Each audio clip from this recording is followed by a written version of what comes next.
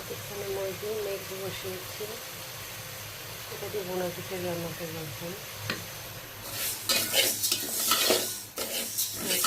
একটু মুগ ডালে দেবো ভুনা খিচুড়িতে। এটা একটু ভালো করে নেড়ে তারপরে মধ্যে হবে। একদম ছোটো ছোটো করে কেটেছি, ভুনা খিচুড়ির সাথে মিক্স করে ফেলবো আর কি। এটা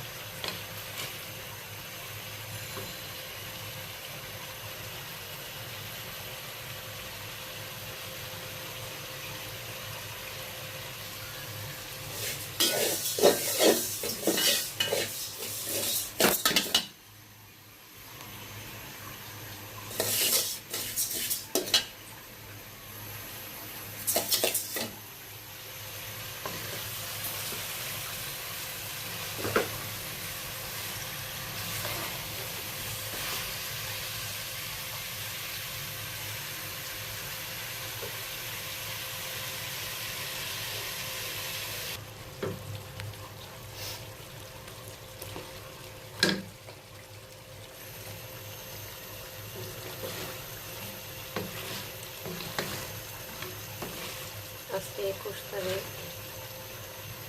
এখন রাতের বাজতেছে 11টা, নভেম্বরের 21 তারিখ। তেমন কিছু রান্নাও করিনি, যার জন্য এখন ভুনা খিচুড়িটা করবো। আবার গ্যাস থাকে না, তো গ্যাসে ভুনা খিচুড়ি রান্না করলে অনেক মজা হবে লাইনের গ্যাসে।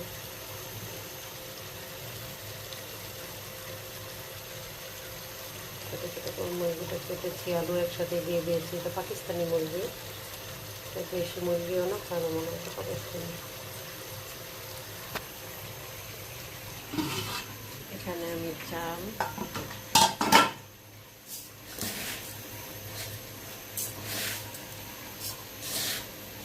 সব মিক্স করে নিয়েছি। সব কিছু মেপে দিয়েছি যাতে আমার পানিটা দিতে সুবিধা হয়, এই জন্য।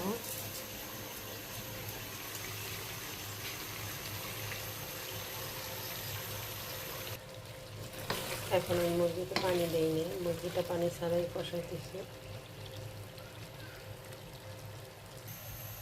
এটা কষানো করে এখন আমি যেটা করেছি সেটা হচ্ছে, খিচুড়িতে আমি যে পানিটা দিব, যেহেতু এটা ভুনা খিচুড়ি করব, পোলার চাল মেপে যতটুকু নিয়েছি তার পরিমাণে ডবল পানিটা আমি এখানে দিয়ে দিয়েছি।